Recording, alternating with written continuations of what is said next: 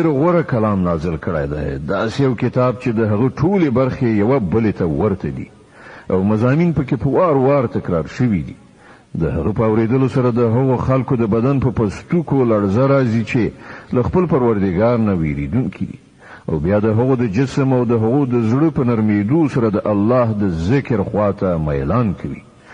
دا د الله هدایت دی، چاته چې خوښه شي په دې سره یې سمې لارې ته راولي، او چاته چې الله هدایت ونه کړي د هغه لپاره بیا هیڅ هدایت کوونکی نشته. اوس ته د هغه چا د بدحالۍ څخه اټکل کولی شي چې د قیامت په ورځ پر خپل مخ باندې د عذاب سخت گزار واخلي؟ دغسې ظالمانو ته خو به وویل شي چې اوس د هغې ګټې خوند وڅکئ چې تاسې کوله. له دې نه مخکې هم ډېرو کسانو همدغسې د حق کلام ته د دروغو نسبتونه کړي دي. په پای کې ورباندې له داسې لوري عذاب راغی چې له هغه لوري نه د هغو ګمان